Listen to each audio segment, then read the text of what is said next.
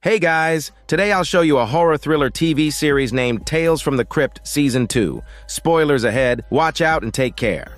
The 13th story begins with an insurance salesman, James, driving to the hotel and meeting the elegant lady in the elevator. Trying to make conversation, he introduced himself. Initially, Gloria thought he was a salesman. James candidly admitted he worked in trade. As they exited the elevator, James awkwardly chatted with a tycoon client. They stepped out onto the balcony, gazing at the Los Angeles nightscape.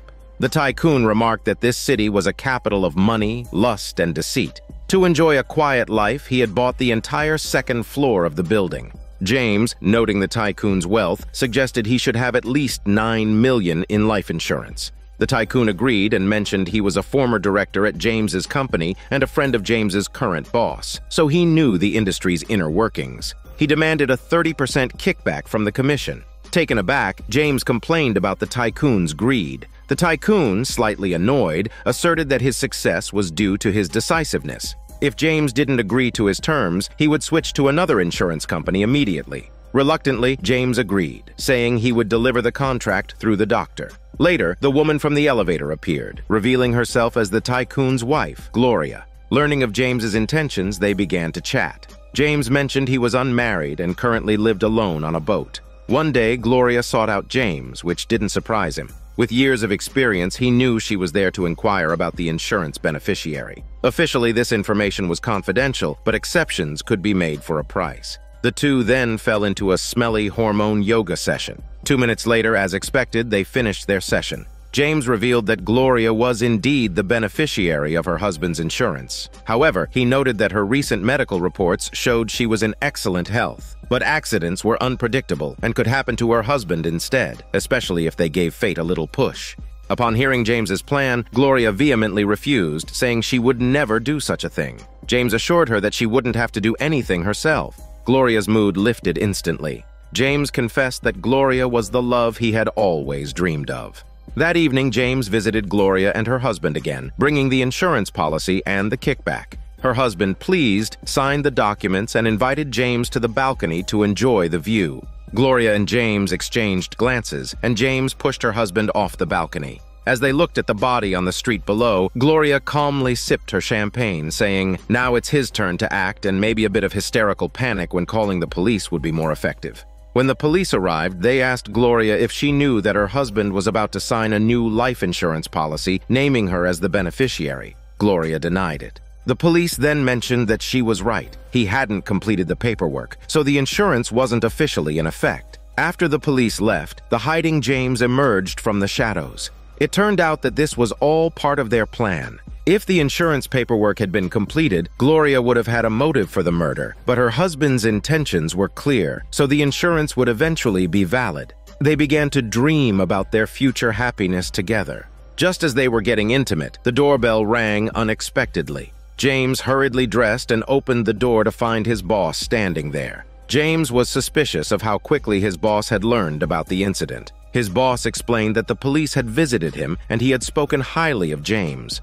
Gloria appeared, but strangely she was very hostile towards the boss. She told James to throw him out, saying that he would taint and destroy everything. The boss, however, remained calm and confessed his love for Gloria. He revealed that he had rented an apartment across the street to peep at her with a long-focus camera, spending hours each day doing so. But most importantly, he had captured photos of James murdering the tycoon and had developed them, ready to hand them over to the police and his lawyer. James was shocked and asked how much money he wanted. The boss said he had plenty of money. What he wanted was to share Gloria. Of course, only at night, and during the day, she could stay with James.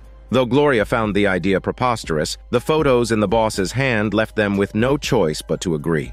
3 months flew by, and every night Gloria went to the boss. Sometimes she came back with injuries, which caused James immense pain. Gloria said they were powerless. As long as the boss wished, he could torment them forever. Reflecting on the happy days they once shared and seeing Gloria now covered in bruises, James fell into despair. One night, Gloria returned from the boss's place, only to find James missing. She went to James's residence and found him lying on the bed, barely alive, with empty pill bottles beside him. James handed her a long letter in which he took all the blame for their crimes and accused the boss of his despicable actions. Shortly after, James closed his eyes for the last time. After confirming his death, Gloria burned the letter, murmuring thanks to her poor, foolish darling. Back in the car, the driver was none other than the boss. Gloria told him that James had ended his own life, and she had destroyed his final note, thanks to the boss's brilliant plan. Now, no one would ever know the truth about her husband's murder. The 14th story begins in the execution room where the electric chair stood silently. A priest and an officer approached slowly. Suddenly, a convict rushed in, eagerly seating himself in the electric chair and strapping himself in. The priest and the officer, clearly bewildered, had never seen anyone so desperate to die. The convict babbled incoherently, urging the officers to hurry up with the execution. As the switch was thrown, a massive current surged through his body. The story flashes back 2 years. The bald convict named Marty was undergoing an ear examination in a hospital. He told the doctor that for the past few weeks, he had been hearing strange sounds. After a thorough check, the doctor found nothing abnormal and concluded that Marty was experiencing auditory hallucinations due to prolonged exposure to high decibel sounds at work. The doctor recommended earplugs, but advised that Marty should quit rock concerts if he wanted to preserve his remaining hearing. However, Marty ignored the doctor's advice.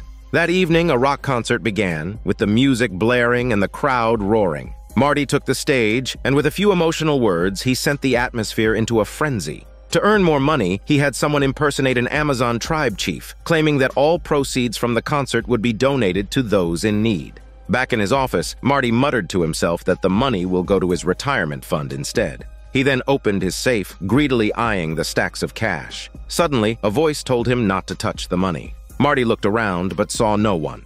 Nervously, he asked who was speaking. The voice claimed to be his conscience. Marty laughed his hair off, saying that he had long since sold his conscience for cash. But when he realized that the voice persisted even with his ears plugged, he was terrified, feeling chills run down through his spine to his smelly butt. He hastily packed all the money into a suitcase, intending to flee. The voice said he was heading down a path of ruin. Marty didn't care. After 12 years of anonymity, he finally achieved success and wasn't about to give it up. At this moment, a police officer arrived at the concert, asking about Marty's whereabouts. In his office, just as Marty was about to leave, the voice warned him to put the money down, saying something terrible was about to happen. As Marty was about to open the door, there was a knock. Marty quickly composed himself and opened the door, only to find a seductive woman standing there instead of the police. The woman said she was there to thank him for his good deeds, and she was his biggest fan. But the voice cautioned Marty to be careful, noting that a woman this attractive wouldn't be interested in his bald head without an ulterior motive. Despite the warning, Marty was already entranced and ignored the voice. Sure enough, after some flirtatious small talk, the woman introduced herself as Marty's former private bank manager, whom he had never noticed before. She had come because she discovered Marty was planning to flee with the money and demanded half of it as a bribe. Realizing he was being blackmailed, Marty pretended to agree to her demands. The voice was elated, thinking Marty had finally found his conscience. But as the woman counted the money, Marty drew the curtains and casually picked up his guitar. The voice pleaded with him not to do anything foolish, but Marty, without hesitation, struck her with the guitar, ending her flirtatious life.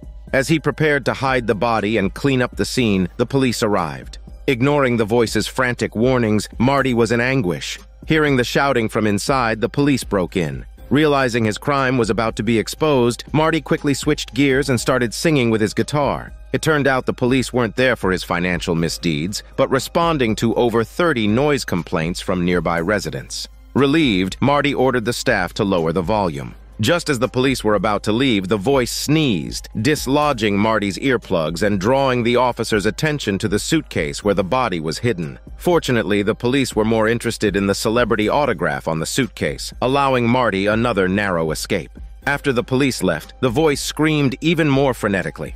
Marty poured the medicine he had gotten from the doctor into his waxy ears, but the voice persisted, emanating from his mind. Desperate, Marty grabbed a pencil, ready to stab his eardrums, but at the last moment he hesitated, thinking of a better idea. Feigning calm, he walked through the crowd, the voice constantly reminding him that everyone was suspicious of him. The voice seemed audible to others, causing people to flee in terror. Like a guilty man, Marty ran to the staff and ordered the concert volume turned to maximum, believing this would drown out the voice. But it didn't help. The voice continued urging him to confess.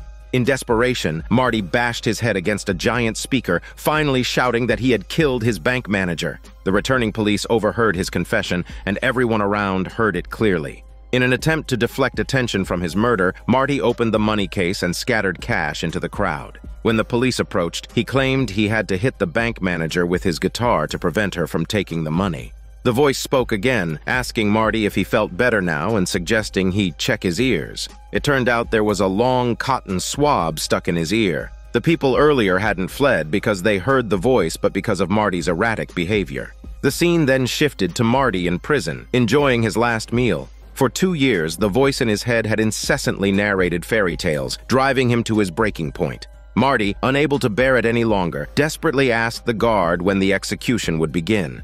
The 15th story takes place on a remote farm. In the early morning, the mistress of the house came downstairs to find that the coffee hadn't been made yet. In a fit of rage, she threw the coffee pot aside and stormed into the maid's room, unleashing a barrage of slaps. The maid Mary apologized repeatedly, but the mistress ordered her to go gather the eggs immediately. Meanwhile, the farmer was outside, fixing his car. When he saw Mary emerge, disheveled, he stopped his work and stared at her greedily. As she walked back inside, the farmer told Mary to go milk the cows. However, Mary's attention was fixed on the car keys hanging around the farmer's neck. Seeing her hesitation, the farmer barked at her to hurry up. With no choice, Mary went into the barn, but the farmer secretly followed her, making her nervous. He claimed he just wanted to talk, but then he lunged at her. Mary, shocked, splashed the milk on him. Enraged by her resistance, the farmer threatened to call the police and report her past robbery crime if she didn't comply. Desperate, Mary begged him to call the police, saying she couldn't bear to stay there any longer. Undeterred, the farmer tried to assault her. Mary screamed for the mistress, but the farmer knocked her out with a bottle. Seeing Mary lying motionless and bleeding, he panicked. Afraid his wife would find out, he covered Mary with dry straw. Hearing the commotion, the mistress rushed in. She knew Mary must be inside and ignored the farmer's attempts to stop her. Realizing he was caught, the farmer claimed it was an accident. The mistress was furious but more concerned about losing a worker. As they argued, they noticed a trail of blood leading to the cornfield. The mistress ordered the farmer to carry her there. Mary, staggering, collapsed after a few steps and fainted, seemingly seeing the scarecrow waving at her. Seeing Mary was alive, the farmer and his wife breathed a sigh of relief. When Mary came to, she asked where her boyfriend was, claiming he had just been there. Then she passed out again. The couple assumed she was hallucinating from a head injury. Days passed. One night, the farmer noticed Mary seemed in good spirits, claiming she was going to meet her man and covering herself in honeysuckle juice. The farmer dismissed it as fantasy, insisting no one else was around for 60 miles. But Mary insisted she had found someone she liked, even though he wouldn't touch her. The mistress caught them in a seemingly intimate moment and demanded to know what was happening. Mary explained she was telling the farmer to stop making hormone advances because she already had a boyfriend. Enraged, the mistress asked what the farmer had done to Mary. The farmer claimed Mary was mentally ill, and the mistress believed him. With Mary now deemed insane, the couple felt assured they had a permanent, unpaid laborer. Late one night, the farmer couldn't sleep, his mind filled with thoughts of Mary. Getting up, he saw Mary leaving the house and followed her to the cornfield. What he saw convinced him she had lost her mind. Mary was talking to the scarecrow, whom she believed was her boyfriend. When he tried to assault her again, Mary, loyal to her imaginary lover, broke free and ran. Back in the house, the mistress, already awake, asked if the farmer had caught the man. To hide his perverse intentions, he lied, saying he found nothing. The next day, Mary dressed up beautifully, which greatly excited the farmer, infuriating the mistress. That night, she warned the farmer to behave, threatening to throw him out if he didn't. Fearing for his livelihood, the farmer swore his loyalty. In his dreams, he finally was with Mary, but she transformed into his wife, startling him awake. He found Mary outside again, this time kissing the scarecrow tenderly. Miraculously, the scarecrow responded, and they embraced without a kiss. It turns out it's just the farmer who played the scarecrow. The mistress woke up to find the farmer missing from their bed and realized what was happening. She got on the tractor and began searching around the farm. Seeing his wife approaching, the farmer quickly climbed back onto the post, continuing pretending to be the scarecrow. When the mistress saw Mary, she demanded to know where the farmer was. Mary replied that it was just her and her man there. Enraged, the mistress called her a lunatic, shouting that the scarecrow was just rags and straw. Mary insisted that he had been alive just moments ago. Infuriated by Mary's defiance, the mistress grabbed a pitchfork and started stabbing the scarecrow furiously. She only stopped when she saw blood flowing from the scarecrow. It was the farmer in disguise. Horrified and full of regret, the mistress was then killed by Mary, who took the car keys and left, singing a cheerful tune. The 16th story takes place in the theater, where the audience was in stitches at the puppet show performed by a ventriloquist named Ingalls. His performance was flawless, and his interaction with the puppets was impressively seamless. The crowd was so enchanted that they didn't mind when the performer joked at their expense. After the show, fans eagerly sought his autograph. Back home, a fanboy, Billy, stared at his idol's signed photograph, too excited to sleep. Suddenly, he noticed flames and heard sirens outside his window, only to realize that the circus, where the performance had just taken place, was on fire. 15 years later, Billy, now a young man, dreamed of becoming a ventriloquist. One day he found Mr. Ingalls and nervously approached him for advice. Ingalls seemed reluctant to see anyone until Billy showed him his puppet. Only then did Ingalls let him in. Contrary to his stage persona from years ago, Ingalls was now irritable and impatiently asked Billy what he wanted. When Billy mentioned the fire from years ago, Ingalls revealed that he had lost everything he loved that night, including his right hand and his girlfriend. Billy asked if Ingalls had tried performing with his left hand. Ingalls, upset, exclaimed that his right hand had been magical and irreplaceable. He questioned whether Billy had come just to remind him of his sorrow. Billy quickly explained that there was an amateur puppet show the next day, and he hoped his debut could be as brilliant as Ingalls' performances had been. He asked if Ingalls could offer him some guidance. Ingalls said he had retired from the public eye, leaving Billy disappointed and ready to leave.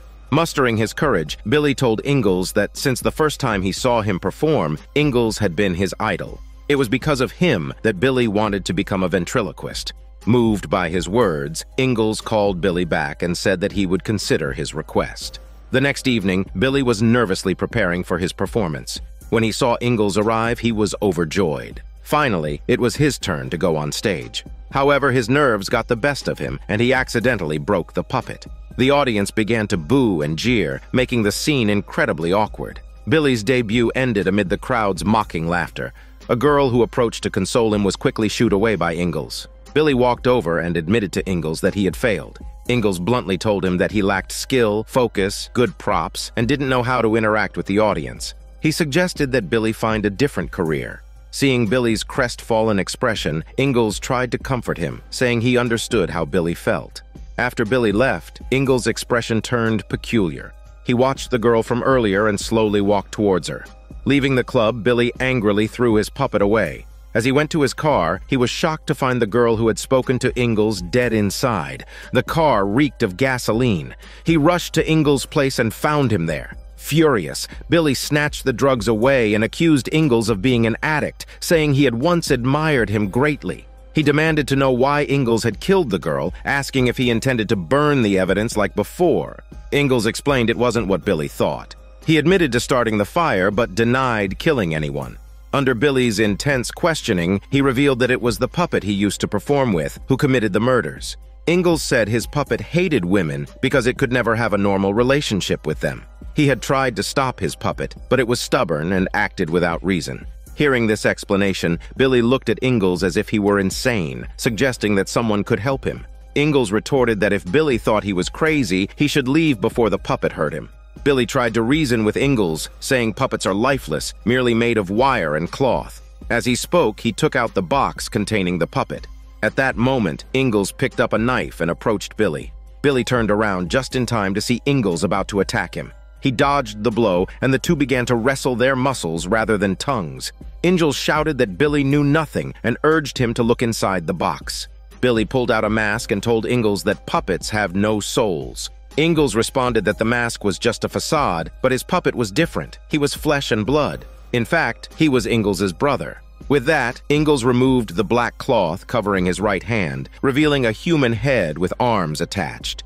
Ingalls explained that they were born this way and had chosen to work in show business to avoid being seen as monsters. For 15 years, he had sedated his brother to keep him from harming others. But Billy's arrival had disrupted everything, and now even the morphine, the only thing that could keep his brother asleep, was gone. As Billy tried to fend off Ingalls' attacks, he urged Ingalls to control himself. The puppet brother, however, declared that he was the brain's core and couldn't stand people only noticing Ingalls while ignoring him. He ordered Ingalls to kill Billy, saying that Billy would expose their secret and they would be treated as lab specimens. After a painful struggle, Ingalls decided to fight his brother once more. He yelled for him to get out of his head and swung the knife, severing his brother from his body. Billy approached the severely injured Ingalls, reassuring him that it was over. But the brother, now on the table, laughed maniacally, claiming he was the one truly free. Suddenly, he lunged at Ingalls, tearing open his throat like a wild beast. Enraged by the death of his idol, Billy grabbed a baseball bat to finish off the puppet, who darted around the room, leaving Billy dizzy.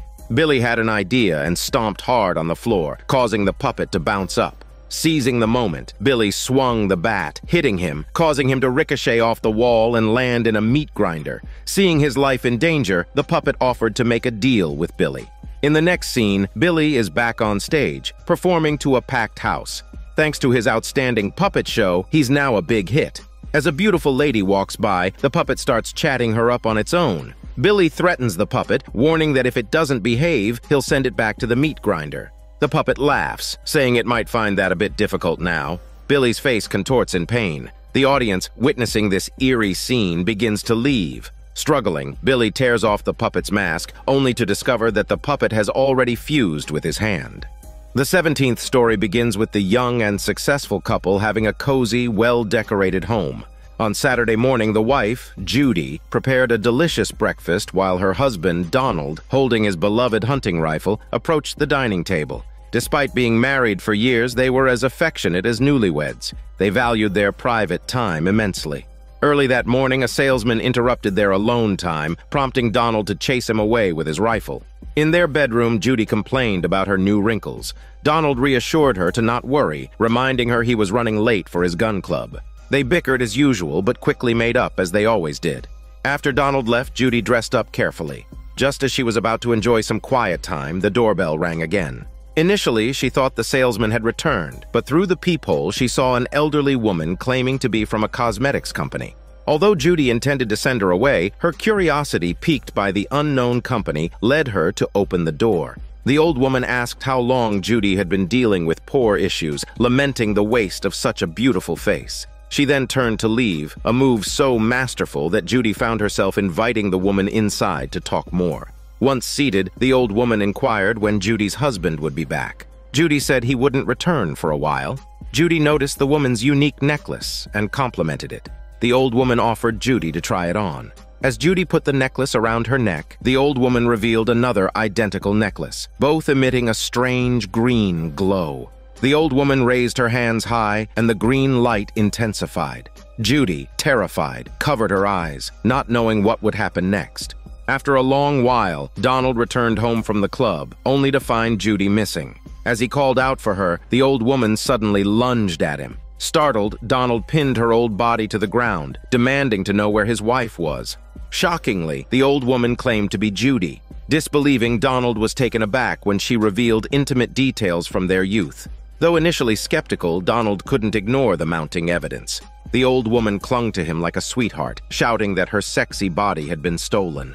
The phone rang, and Donald answered. It was a friend, asking if he'd had a fight with his wife. He'd seen Judy at the train station, but she didn't recognize him. The friend noted that Judy seemed different, especially since she was smoking, a habit she detested. After hanging up, Donald started to believe the old woman's story. He locked her in the closet, and armed with his rifle, he rushed to the train station. There, he found Judy preening in front of a mirror, but she acted as if she didn't know him. Convinced by now, Donald remembered a newspaper article about cancer and concocted a plan. He stopped Judy, pleading that even though she had a terminal illness, she shouldn't leave him in her final days. Hearing this, the woman began chanting, and a bright green light flashed again. She collapsed, and Donald helped her up. When she called him by name, he knew his wife had returned. They hurried home, finding the old woman trying to break out of the closet. Donald fired his rifle wildly. After the gunshots ceased, the old woman lay lifeless on the floor. Donald buried the old woman's body in the basement. When he returned to the bedroom, he found Judy staring intently at the necklaces in the safe. Donald reminded her that while they couldn't be destroyed, they must never be touched again. The necklaces appeared to have some kind of magic. Judy couldn't take her eyes off them. Sensing the danger, Donald firmly closed the safe, denying Judy's request to look at them once more. 3 months later, Judy suddenly woke up in the dead of night, seemingly possessed. She opened the safe, took out the necklace, and put it around her neck. The eerie green glow returned. Meanwhile, Donald woke from a nightmare and went downstairs to get a glass of milk. As he turned the corner, he saw the old woman, who was supposed to be dead, walking towards him in the dark. Terrified, he grabbed his gun, ready to shoot her again. The old woman weakly called his name, pleading for help. While Donald frantically searched for bullets, Judy, now fully dressed and carrying a suitcase, was preparing to leave. Donald suspected that their bodies had been swapped again, but the two women argued, each claiming to be the real Judy. Unable to tell them apart, he threw the car keys and told them to bring the Jaguar around. The woman who looked like Judy eagerly grabbed the keys and headed out. Donald suddenly stopped her, calmly stating that they didn't own a Jaguar. He then pulled her sexy body back, demanding they switch their bodies back. In the struggle, the gun went off, hitting Judy's body. She fell to the ground, and the old woman inside her pulled out the necklace, saying she would fulfill his wish. As soon as she spoke, the green light flashed, and the old woman's body disappeared. Judy returned to her body, but she quickly succumbed to her injuries. Donald, devastated, cradled his wife's lifeless body. The 18th story begins with a piece of mournful music playing as another life was laid to rest. Suddenly, a young man appeared in the funeral home, radiating the vibrant energy of youth. Nervous, he accidentally dropped his suitcase, breaking the somber atmosphere. Mr. Thornberry, the funeral home owner, patiently comforted the grieving family and saw them out. Known for his considerate and thorough service, Thornberry's demeanor changed as soon as they left. He rudely slammed the piano shut, not caring that it might crush an elderly man's hand. Seeing the stunned young man standing nearby, Thornberry brusquely told him the party was over and to leave immediately. The young man, shocked, introduced himself as Bobby, Thornberry's nephew. Thornberry showed no familial warmth, only annoyance. He demanded to know why Bobby had come at such a time. Bobby explained that his parents had recently died in a car accident. Thornberry showed no concern for his sister's death, instead noting it was a great business opportunity. Bobby added that since Thornberry was his only remaining family, the law required him to move in with Thornberry. Sensing his uncle's disdain, Bobby offered to help with the funeral home, promising not to be a burden. Noting Bobby's sturdy build, Thornberry took him to the morgue for a hands-on lesson in how to profit from the deceased. He then showed Bobby to his quarters, which contained only a stretcher for transporting bodies and a lamp that couldn't be turned on. At the crack of dawn, Thornberry called Bobby to handle the corpses, showing no respect for the dead. To save money, he even used tap water instead of embalming fluid and ordered smaller coffins to fit the bodies. Despite Bobby working diligently, Thornberry's harsh and stingy nature meant he was quick to hit or scold him. That day, Thornberry tried his old trick of using a substandard coffin. Unfortunately for him, the client was an expert and noticed the inferior wood, resulting in a financial loss. Furious, Thornberry took out his anger on Bobby, beating him with a crowbar. The doctor later said Bobby had injured his spine, severely limiting his mobility and making normal life difficult. Feigning concern, Thornberry claimed Bobby was too active and wouldn't have fallen down the stairs if he had listened. Despite this, Thornberry wasn't about to lose money, and he even sold Bobby's prized signed sneakers. When Bobby confronted him, threatening to tell the sheriff everything that had happened, Thornberry had a sinister idea. He pushed Bobby down the stairs with a basketball, killing him. To fit Bobby's body into a small coffin, Thornberry used a chainsaw to sever his legs. After the funeral, Thornberry's assistant resigned, stating he knew Bobby's death wasn't an accident. Now Thornberry was alone in the funeral home. Late at night, he was woken by a knocking sound. Opening the door, he found no one there. Returning to his office, he heard noises from the basement. Investigating, he found a dripping faucet, which he turned off before heading back upstairs. To his shock, the chandelier was now on. Suspecting his assistant was playing tricks, he called out, but no one answered. Suddenly, Bobby's basketball rolled down the stairs, making Thornberry uneasy. The basement lights flickered, and as Thornberry approached the entrance to investigate, a foot kicked him from behind, sending him tumbling down. As he sat up, he realized his leg was broken. Looking up the stairs, he saw two severed legs walking down step by step, followed by Bobby, who had been buried with his legs cut off. Bobby, with a cold expression, approached Thornberry, repeating one of Thornberry's favorite sayings, "Blood is thicker than water." The 19th story takes place in the studio where a cartoonist, Jim, was absorbed in his work. As the end of the workday approached, his colleagues chattered incessantly, but when they saw a silhouette in the window, they scattered like they had seen a plague, hiding in their offices and peeking through the glass. Jim's wife had arrived, known in the company for her jealousy. As usual, upon hearing that her husband would be working over the weekend, she began searching each room for any mistresses, but found nothing. Frustrated, she turned her ire on Jim, criticizing his work as a cartoonist, claiming it was a dead-end job that didn't allow him to enjoy life. She insisted such tasks should be left to others. She then produced a bottle of pills, accusing him of forgetting to take his medication that morning. Embarrassed, Jim quietly explained that the medication hadn't been approved by the FDA, and he didn't want to be a guinea pig. He added that he had experienced side effects, feeling his brain was affected, making his imagination particularly vivid lately. Unmoved, his wife left after a few harsh words, leaving the office staff silently fuming. Jim could only vent his frustration through his drawings. In the laundry room, he encountered a beautiful woman. Though his heart raced, he lacked the courage to speak to her. Shortly after he left, the lights in the laundry room flickered and went out. A man appeared in the darkness, startling the woman. He claimed to be the janitor, but then pulled out a knife ready to attack. However, he had picked the wrong target. The beautiful woman was actually a cop, skilled in martial arts. She quickly subdued him using her muscles. Just as the criminal was about to make another move, a monster, just like the ones Jim drew in his comics, emerged from the washing machine where Jim had left his clothes. The criminal met his end at the hands of the creature. The scene shifts to police officers investigating a crime scene. They clearly don't believe the young woman's testimony about a monster. The next day, while on duty, the woman stumbles upon a magazine. To her shock, the cover features an illustration of the monster she saw the previous night. Noticing the author's name, she decides to track down Jim to get some answers. At the office, Jim is busy dealing with his wife's constant check-ins. Absent-mindedly, he sketches a female Hulk on a piece of paper. As he finishes the drawing, a shadow of a ghostly claw appears on the wall behind him. Mysteriously, when he crumples the paper, the shadow vanishes as well. Later, the woman meets Jim in his car, giving him quite a scare. After explaining why she's there, she shows Jim today's newspaper, claiming she witnessed everything firsthand. She mentions that in recent months, people have repeatedly reported seeing monsters. The police's reconstructions from eyewitness accounts closely match the illustrations in Jim's published magazines. The woman believes that Jim's drawings are coming to life and proposes an experiment to test her theory.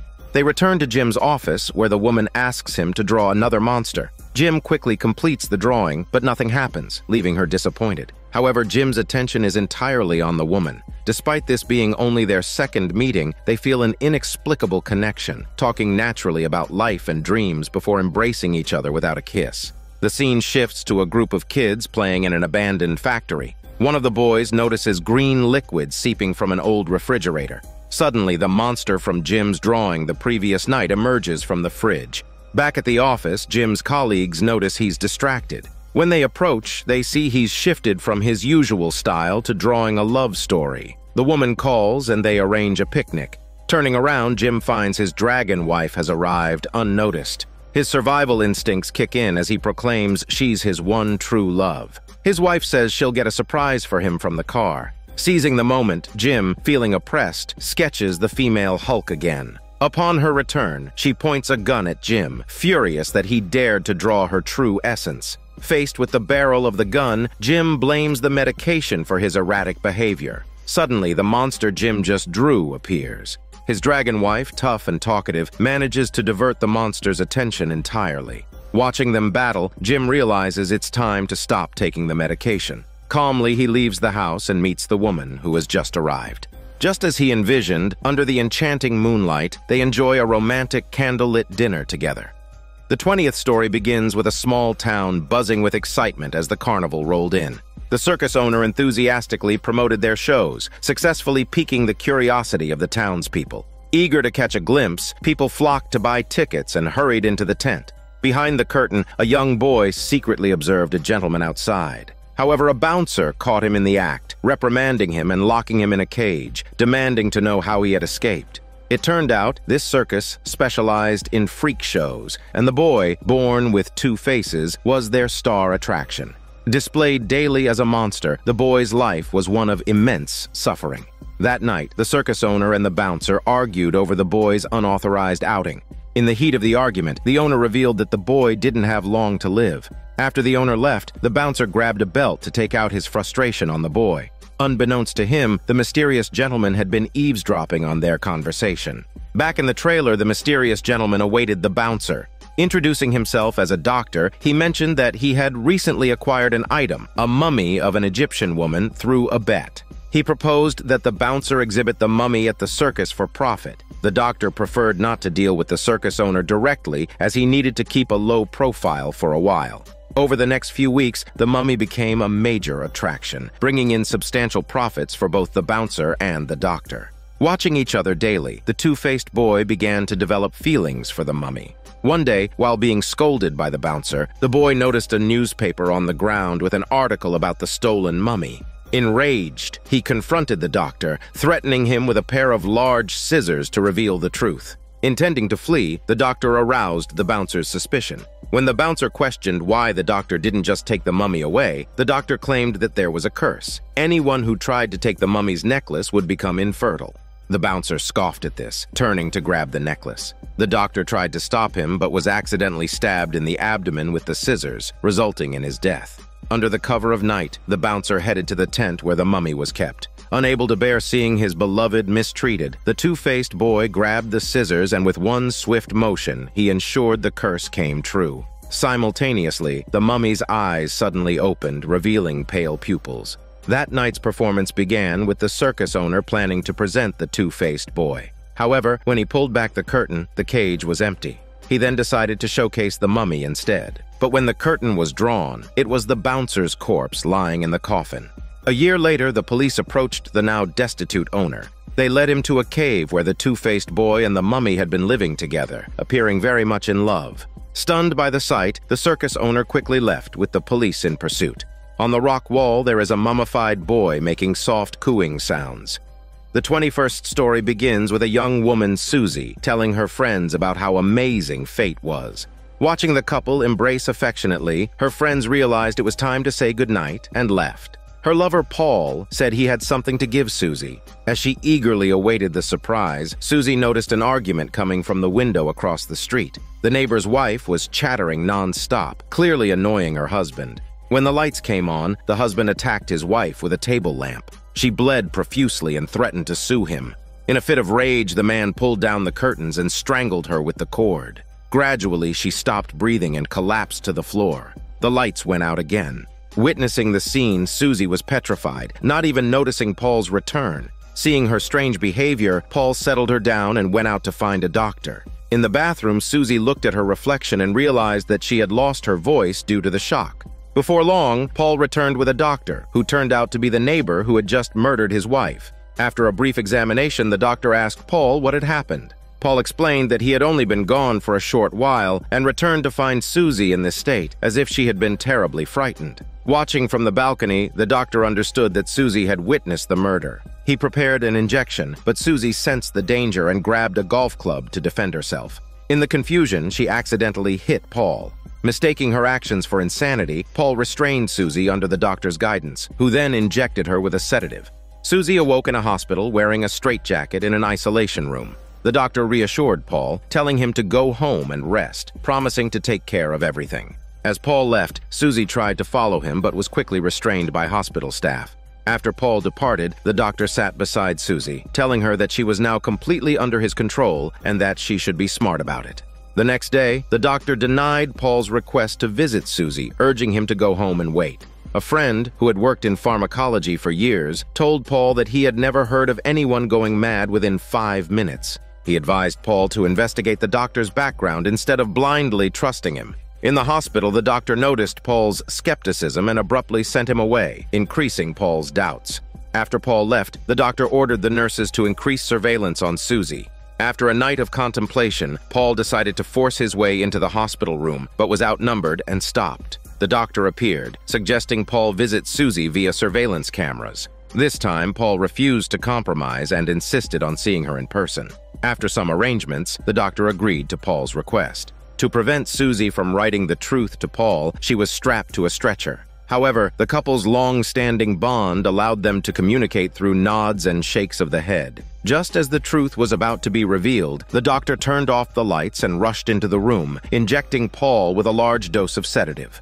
As Paul lost consciousness, the doctor brutally broke his neck. The doctor then decided to perform surgery on Susie, plunging her into despair. Suddenly, she seemed to think of something and stood up, a plan forming in her mind. Susie signaled the doctor to come over through the camera. After exchanging a few words, the doctor began acting inappropriately. Seizing the moment, Susie suddenly attacked him, tearing at him with all her might. However, her frail body, weakened by days of nightmarish experiences, quickly succumbed, and the doctor overpowered her. At that critical moment, the doctor had a heart attack. Trembling, he reached for his medication, only to find the bottle empty. He begged Susie to call for help, but then remembered she had lost her voice. Susie, with a calm expression, said softly, "Of course." Though still worried about exposing his crime, the doctor desperately pleaded for her help. But Susie, whose life had been destroyed, now only wanted to watch her tormentor die in agony. As time ticked by, the doctor soon fell silent. Susie approached the camera and announced that a terrible accident had occurred and the doctor was dead. Her expression changed from calm to maniacal, suggesting that she had finally gone mad. The 22nd story takes place on a quiet street where various media outlets gathered to broadcast a special adventure show. The host, Horton, was introducing the haunted history of the house behind him, which had seen numerous murders, dismemberments, and suicides. Once an old folks' home, the female owner had started a killing spree to illegally collect social welfare benefits. It was estimated that 12 victims were killed and dismembered there. 5 years later, the horror continued, with people often hearing the whispers of the dead inside. Horton promised to reveal whether ghosts truly existed tonight. In the production van, the director was exasperated by Horton's reckless behavior. Before going live, his assistant introduced the on-site medium and skeptically asked Horton if he really expected the audience to believe this farce of a show. Confident, Horton believed that whatever he wanted the audience to believe, they would.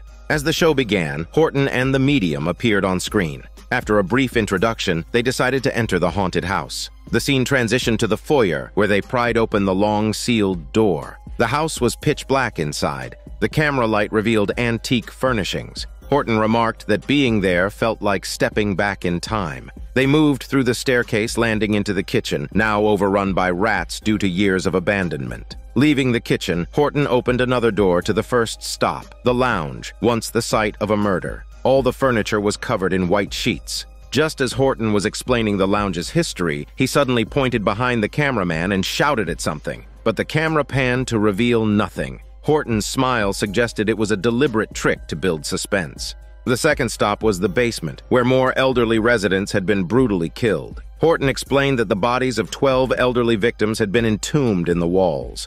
During a commercial break, the TV station called to say the show was dragging. If Horton couldn't liven things up, they would have to cut the broadcast. Just then, a noise came from upstairs and a weak voice called out for help.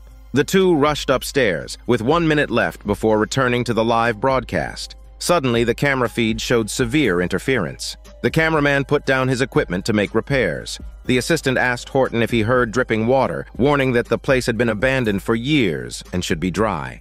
Ending the call, Horton followed the sound to the bathroom and opened the door to find an elderly man with a slashed carotid artery in the shower. He quickly shut the door and called the cameraman over. But when they reopened the door, the bathtub was empty. As everyone was bewildered by Horton's antics, the room's doors began to open and close repeatedly. The camera turned on by itself, the door panels cracked and bled, and the chandelier spun wildly. Despite the chaos, Horton remained professional, connecting live to the medium outside to explain the situation.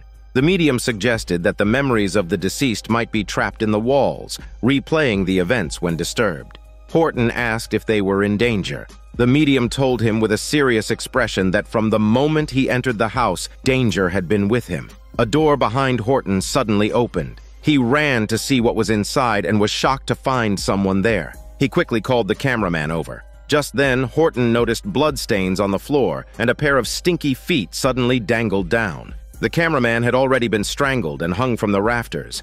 Behind the glaring camera lights, an old man was filming everything. Horton tried to escape downstairs, but a group of elderly people blocked his path. He fell to the ground and shouted for help into the camera. The director considered sending in a security team, but the TV station called to report that ratings were skyrocketing. In a knowing agreement, they decided to leave Horton inside. It seemed Horton wasn't very well liked. The sound of a chainsaw echoed behind him.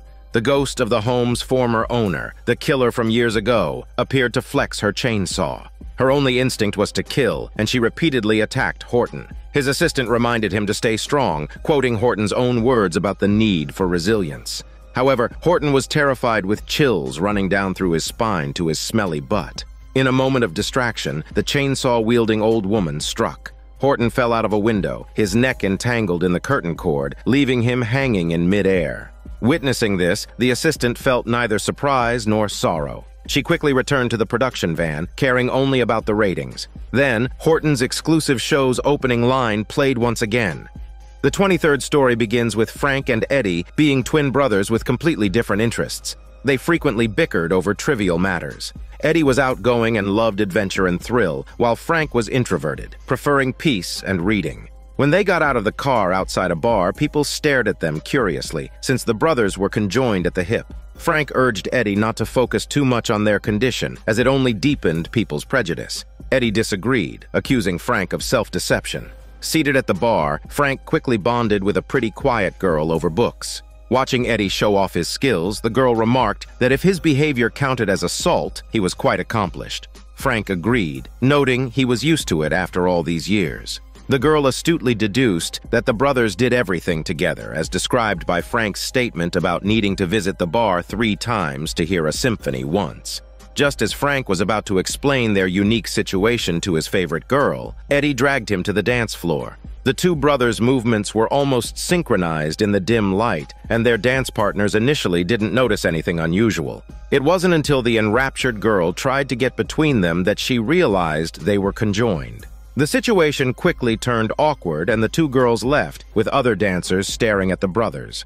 The next day, they visited a hospital. The doctor found that while each had a complete set of organs, they shared a blood system. There was a 50% chance of successfully separating them. Eddie wanted to proceed immediately, but cautious Frank thought they should consider it carefully. Back home, Eddie seized every opportunity to persuade Frank to agree to the surgery. Frank finally gave in and was about to sign the consent form, but hesitated at the last moment. Seeing his efforts about to fail, Eddie lost control, grabbed a knife, and threatened to perform the separation himself. Frank panicked and explained the high risks of the surgery and his fear of ending up alone. At that moment, the girl Frank had met at the bar called to apologize for her rude behavior that night. They arranged to meet on Friday. On the night of the date, Frank dressed up, but Eddie deliberately appeared disheveled, threatening to clean up only if Frank signed the consent form. Undeterred, Frank dragged Eddie out of bed, prompting Eddie to angrily attend a symphony instead. However, the date turned out to be more challenging. Frank invited his favorite girl for dinner at their home. During the meal, Eddie drank heavily, and since they shared blood, Frank soon became drunk too. Seeing this, the girl politely took her leave. Despite the awkward evening, a parting kiss from her left Frank completely smitten. After that, Eddie became even more relentless, constantly scheming to ruin Frank's dates.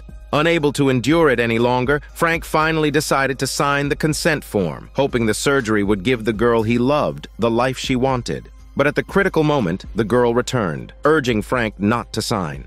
She revealed that Eddie had hired her to deceive Frank into signing the consent form. However, during their time together, she had genuinely fallen in love with Frank, regardless of his condition. They embraced and passionately wrestled their juicy tongues. These words enraged Eddie. He secretly grabbed a boning knife and killed the girl from behind. Watching his beloved die in his arms, Frank went mad. Fighting Eddie hand-to-hand couldn't quell his fury. He downed large amounts of sedatives with alcohol, hoping to take Eddie with him. Just before losing consciousness, he signed the surgery consent form. The scene shifted to the hospital, where Eddie awoke from his coma, lying next to an equally unconscious Frank. Eddie seemed smug about his previous crime, knowing the law wouldn't execute him along with innocent Frank. But when Frank woke up, he declared he was finally free. Their beds were then separated, revealing that the surgery had successfully taken place. As Eddie was about to be wheeled away, he shouted at Frank that they would send him to the gas chamber. But Frank smiled and bid his brother farewell. However, when a nurse came to change Frank's dressing, he uttered one of Eddie's familiar flippant remarks. It seemed that while their bodies were separated, their minds had somehow switched, suggesting they needed a further mind separation. The 24 story takes place on a stormy night when a young boy at the orphanage sneaked downstairs. He tiptoed into the kitchen and ate a chicken leg from the fridge. Just as he was about to return to his room, he overheard the headmistress and her assistant talking. The headmistress emphasized the importance of caring for the children and helping them develop a sense of law and order. She specifically mentioned the young boy, noting that he had surpassed the prime age for adoption. The assistant inquired about his background, making the headmistress tense. She warned the assistant not to probe into the boy's past. Frightened by the headmistress's stern expression, the boy accidentally dropped an apple, which rolled to her stinky feet. The headmistress was startled and yanked the boy over, scolding him for being out so late. She then ordered the assistant to lock him up. After the headmistress left, the assistant gave the boy a knowing smile and left the apple with him, suggesting he get some sleep and promising better food in the morning. The camera panned to a full moon outside the window. Later, the assistant hurried to the headmistress, reporting that the boy's window was open and he was missing. Surprisingly, the headmistress remained calm, assuring her he would return soon. As she spoke, the door opened and the boy, covered in mud, stood outside. The headmistress, unfazed, accurately described his escape route and then sent him to help in the kitchen. That day, the assistant told the boy that new potential adoptive parents would be coming to see him that night and urged him to make a good impression. One evening, a young couple visited the orphanage. They immediately took a liking to the young boy. Since the adoption was a mutual choice, they used promises of a luxurious life to persuade the boy to agree to be adopted. The headmistress supported them, helping to convince the boy and even taking him to the kitchen to warn him that he must agree. The boy asked about his biological parents, but the headmistress gave only vague answers. Thus, the boy left the orphanage where he had lived for many years and moved in with the couple, discovering they lived in a castle filled with opulent decor. Amazed by what he saw, the boy's jaw dropped. However, when he reached out to touch a vase, a hunting dog bared its teeth and growled. The woman told him he couldn't touch anything, quickly softening her tone to explain that everything was too old. They led the boy to his room, which was filled with all sorts of toys. Seeing his delight, they quietly left the room, with the butler locking the door from the outside.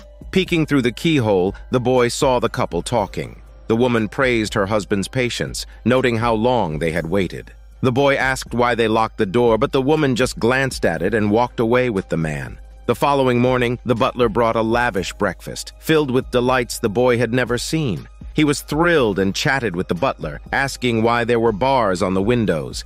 The butler brushed it off, saying they were to prevent thieves, and then left. Being so young, the boy didn't think much of it and enjoyed his food. In the days that followed, the boy spent his time locked in the room, playing with toys and eating pastries, living a carefree life. However, he soon grew bored of his confinement and often peered through the keyhole, longing to go outside. One night, the strange couple took the boy for a walk in the woods. He didn't understand why he had to be locked in his room while they worked. The woman explained that they feared he might get lost in the woods. The boy suggested they all go out together, but the woman, citing their busy schedules, refused and mentioned a surprise they had prepared for him. Over time, the boy grew fond of the butler, the only person he saw regularly. They developed a close friendship. One day, while playing cards, the boy reminisced about his life at the orphanage. Despite the strict rules, he had enjoyed the company of his friends and felt a sense of warmth and happiness. Suddenly, the couple appeared with a birthday cake as a surprise, although it wasn't the boy's birthday. Before bed, the boy asked the butler how long he had worked for the family. The butler replied that it had been so long he couldn't remember, mentioning that he too was an orphan. This shared background brought them closer. That night, the boy had trouble sleeping and overheard the couple arguing outside his door. The woman seemed impatient to make a decision. When they opened the door, the boy quickly pretended to be asleep. The man, looking at the boy's innocent face, mentioned that they would reveal their secret to him once their work was done. They left, and the boy lay awake for a long time, unable to understand their conversation. Early in the morning, just as he had drifted into a deep sleep, the butler rushed in and woke him, urging him to leave quickly before it was too late. On the stairs, they encountered the woman, who accused the butler of trying to steal their merchandise. She reminded him of their agreement and promised his long-desired immortality as a reward for his service. Revealing her long fangs, it became clear that she and the man were vampires. The butler, having lost his desire for immortality, pleaded for the boy's life. The woman prepared to take matters into her own hands, but the man appeared and bit the butler's neck from behind. The boy jumped from the second floor to the hall below, miraculously unharmed, and fled the house. The woman ordered the hunting dogs to chase him as she and the man, excited by the full moon, took flight. Exhausted, the boy collapsed in the woods. The vampires halted the dogs' attack and prepared to finally achieve their goal. But the boy, speaking in a mature, deep voice, revealed that he now understood what had happened to his parents and why the headmistress wanted to get rid of him. He was a werewolf, the natural enemy of vampires. Transforming, he leaped and bit the woman's neck. Terrified, the man fled for his vampiric life, only to become the boy's next victim. In the end, the boy returned to the orphanage. He had inherited all the wealth of the vampire couple. Facing the headmistress, he revealed that he now knew his true origins and suggested that the orphanage needed some changes. As he spoke, his face took on the features of a werewolf. This is Daniel CC Movie Channel. Stay safe and enjoy your day.